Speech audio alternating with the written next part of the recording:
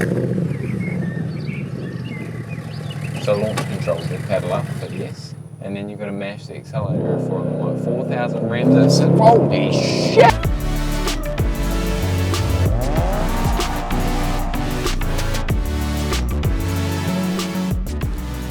Hello and welcome to the very first episode of Launch Control, where you guys get to hang out with New Zealand's leading automotive YouTubers. We're going to keep you up to date on the latest car news. We're going to review some pretty cool cars. And don't forget, we will be doing some stupid things along the way. Stupid things, and that's most important. Introductions are in order. Meet Dylan White.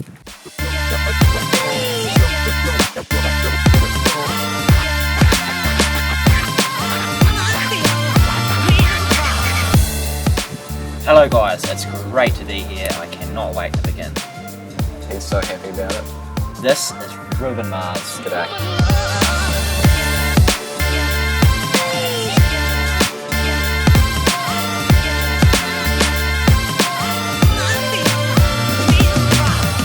So we say to ourselves, what car can we drive for our first episode that's going to be fun and entertaining? And I thought AMG, and then Dylan thought, why not? Today we are driving my baby, who is a 2012 Mercedes-Benz C63 AMG. Long name. Now this car drives like a shark who's woken up on the wrong side of the ocean, and it's styled like a big breakfast, but it's got a few extra sausages and a cheeky hash brown. It does. Should we get into it? We should. Right, we're off. We're off. First episode. Let's go. We're just repeating ourselves. We're off. We are off. First episode. Oh, look at that. First episode of Launch Control. How are you feeling? I'm excited. It's going to be fun. I Hopefully we get to drive some cool cars and do some cool stuff. I'm definitely feeling 1 million subscribers. I'm going to say it to you now. 1 million subscribers, and we're going to drive the length of New Zealand in brand new supercars. We will do it, and it will be quick. Yes. Probably the quickest yet. I wonder what the record is. We could do a cannibal run for New Zealand. Far out. Viewers, 1 million subscribers. Make it happen in a week, we'll be away. I'm feeling optimistic. We're driving around the Taufrānui Peninsula in New Zealand, and while Dylan's driving, I think I'll give you a bit of an update on what a 2012 Mercedes C63 is going to get you. We're talking a 6.2 litre V8 AMG V8. It's one man, one engine. Okay. Naturally aspirated AMG V8. We're talking a 7-speed dual clutch transmission and 0 to 100 in 4.4 seconds, which I don't really think is that bad. I mean, Pretty quick. but then we're talking top speed, 280. And I think you said the other day at the track you had it what? 249. 249, which I feel is pretty good for not very long straights. Yeah. So it's a bit of a beast. And then horsepower, 481 at the crank, and you took it for... It was tuned at ST High-Tech to 467 horsepower, which is about 300 kilowatt. And this car's 7 years old, so I feel like it's retained its power quite well, but then again, it has had quite a bit of work done over the years. I'm crossing live to Dylan White for the modifications update. Yeah, g'day Ruben. So, starting with the exterior, what it looks like. This car originally is white, it's painted white, but it's got a hell of a body kit on it. It's a replica of a Black Series body kit. So it's got wider fenders, it's got a more aggressive bumper, it's got a diffuser, it's got some little canards on the front. Canards? That's a fun word, I'm going to name my child that. Anyway, back to you, Dylan. What else have we got on the outside? We got some new wheels. We have 19-inch niche Misano, I think they are wheels. They are 10-inch wide in the front, 11 in the back, with 295s and 275s. The wheels are pushed out with spacers, 30mm in the rear and 20mm in the front. It's got a certification and everything for that. We have a polished carbon bonnet and a polished carbon ducktail-y, spoilery thingy at the back. The bonnet is the 507 series style with the 2 cutouts in the front. For the interior of this car, we don't have many changes from stock. We have a 2017 sat-nav and infotainment system, a bit of an upgrade from the ugly 2012 system in my opinion. We have a nice Alcantara wrapped steering wheel with red stitching and a red centre stripe. That's personally one of my favourite modifications of this car, just because the steering wheel is what you touch every time you drive it. It feels lovely in my hands. I like it nice and thick with 2 C's. Okay, this is getting a little bit sexual. Now, the best thing about roads, I always find, when you're in an AMG engine is tunnels. I think definitely. Let's see how it sounds, I guess. For a 2012 Mercedes, it's still a lot of fun. Now, the one thing is, this car is of course thirsty. It's a AMG V8. BP does not sponsor us, but we're going to pop into BP, which clearly is the best petrol station to visit. Go up to number 10. If you go to a petrol station, always go to pump 10. It's got better fuel, I can promise you that. But it's thirsty, so She's a thirsty boy. Let's go fill her up. Once again, we are not at all sponsored by Red Bull, but slide into our DMs if you want to give us free Red Bull. Please. I really want a Red Bull If anyone else there can hook us up with a Red Bull fridge, what will we do for you? I will pay you. He's got to eat a sausage roll, so we'll go over the interior a little bit. I feel like the styling's pretty good for 2012. I'm not gonna lie. I think it's all very nice. Apart, I just don't really like the number pad here. It seems a little bit olden day, but other than that, I think the interior is quite nice. I mean, the seats. I really do like the seats. 3 custom settings for the seats. You can, play around with a bit of love and support. You can, if you're a little short ass, here we go. Holy shit. No, this is squeezing. That's forward. Is it squeezing you? No. It's not the fastest thing, but I mean, it's much nicer than the Toyota that you're driving, you know? Yeah, it's better than your Honda Civic.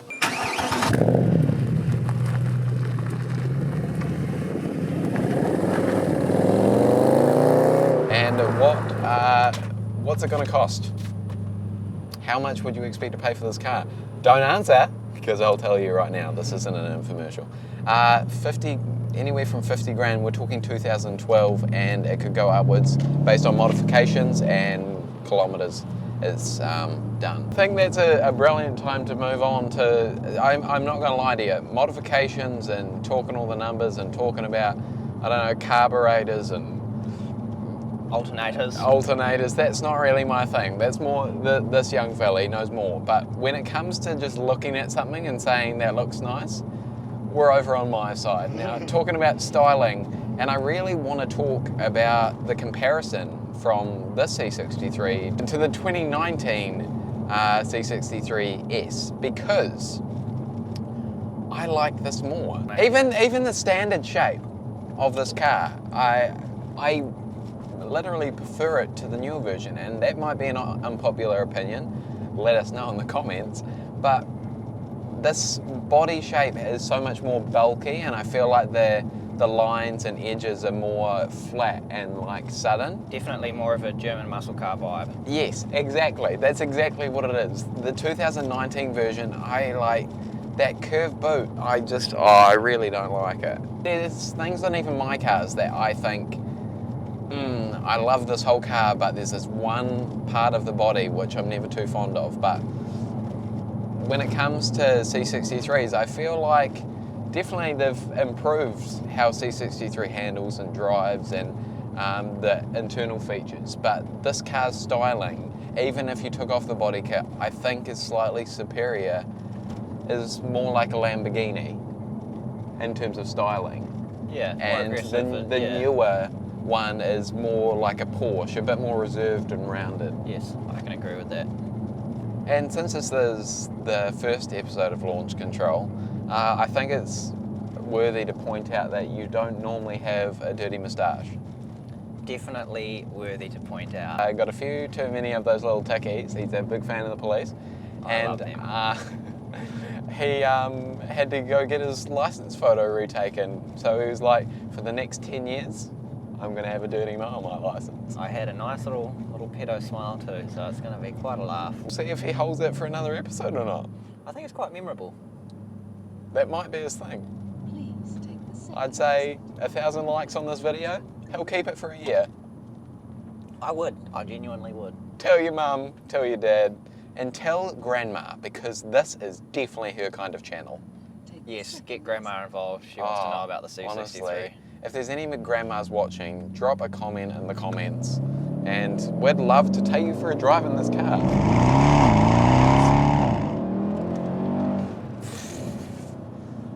Try not to swear.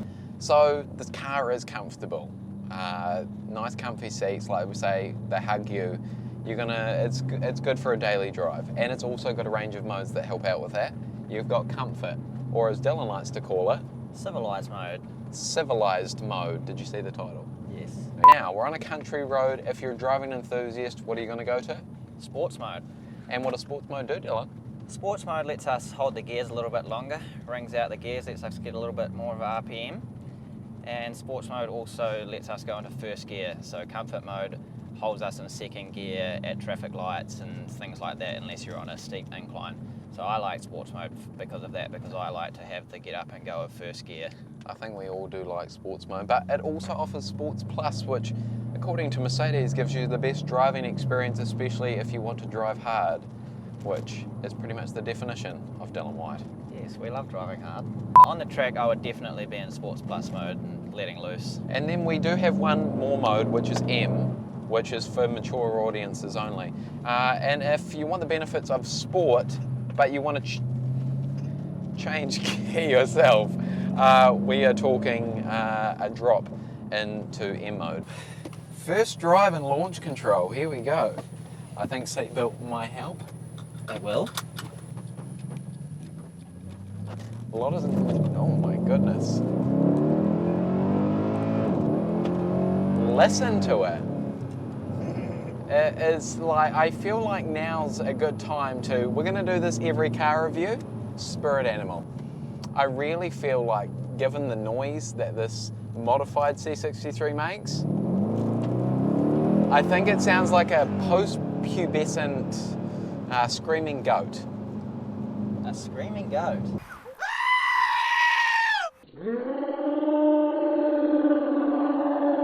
Its big growl makes it seem like a big angry gorilla. Gorilla. Can we get a PNG of a gorilla up in here? Lovely. Oh. That's like a lost dog. Oh. In 2 weeks, we will be racing a train through Auckland City in this beast of an AMG V8. Who do you think will win? Comment down below. Yes, comment down below. Oh my god. Like and subscribe. Like and subscribe. Like, comment, subscribe if you like the content. Put the notifications on. So we're back in the C63. We're not going to lie to you. This is a different day because, Dylan, what do we do? Reuben, I managed to turn us into slow-mo when I was changing a mode on the camera by accident. My deepest apologies to everyone involved. So, let's continue on with the episode. You know, the only thing that I'm thinking about in this car, having now actually gotten to drive in it, is, yeah, it could be a daily driver, and yeah, it could be quiet, but going around these stop and go streets, it feels really jumpy and it feels way more at home on the motorway, so that's a bit of a downfall, I reckon. Definitely, it's definitely, like you said, it's more at home on the motorway and these tight little city turns. The transmission is definitely a bit clunky. That's why they call it a slosh box, I assume. And saying that, comparing this to the new version of the car, sure, the transmission is a lot nicer. It's a bit more comfortable to drive in these smaller streets, but in terms of price, I mean, this is a third of the price buying it second hand, 7 years old. Yeah. I mean, we're talking 50 grand for this. We're talking 150 for the new one. Mm-hmm. Miles per dollar on this is a lot higher than the C63S, the W205 model. Oh my God, Dylan. It's a Renault Clio. Oh my God, it That's is a Renault Clio. Fastest car in the world, but you know. 0 to 100 in 0.1 seconds. Oh my God, get me one now. Give us a Renault Clio, please, Renault. In terms of power, you're not losing a lot in the 7 years, are you, compared to the new C63S? The top speed difference is not drastic either. I think it's only 9 kilometres.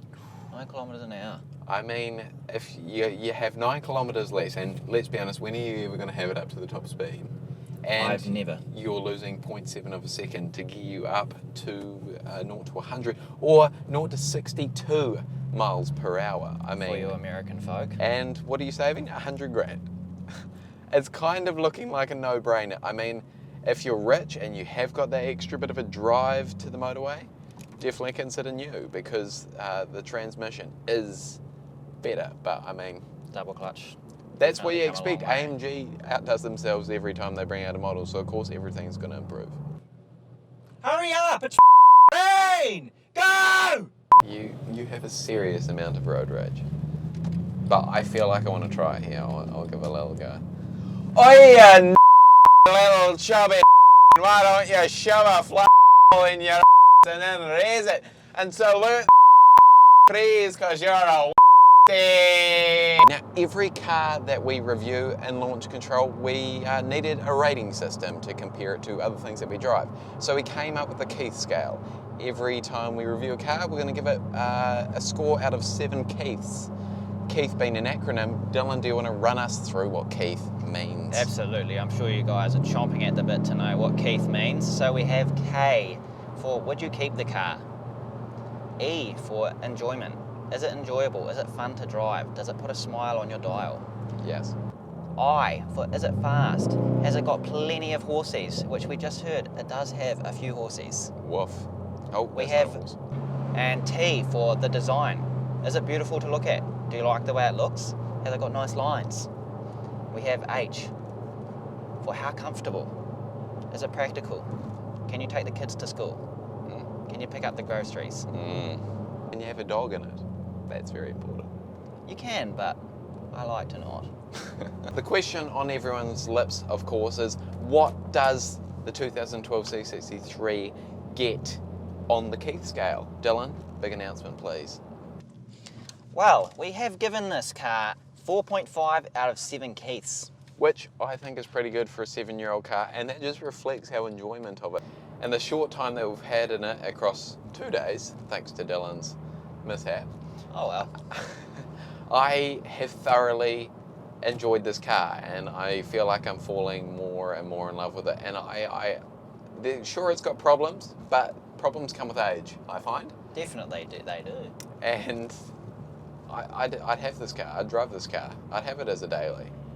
I think it is the perfect German all-rounder. And I like the term you used before, the German muscle car. Exactly. It really is. And I mean, the C63S 2019 version is a completely different car now. Definitely, it's not a big 6.2 So, NA. It's a 4-litre V8. What can you get that drives like this today? Brand new. Is there any German muscle cars on the market?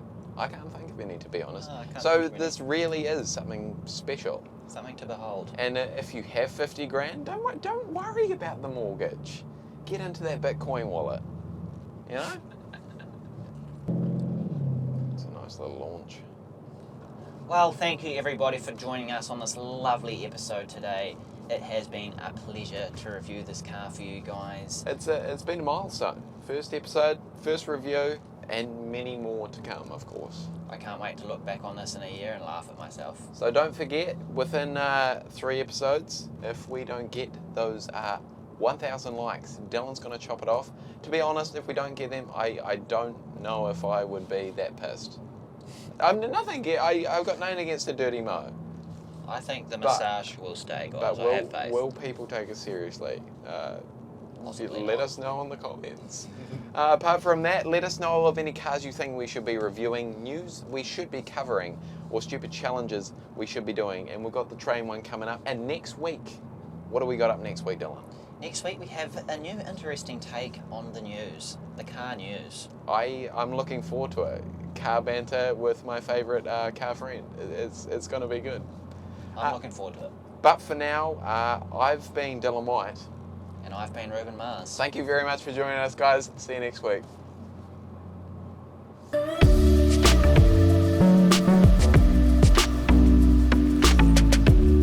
be the next twerk, guys.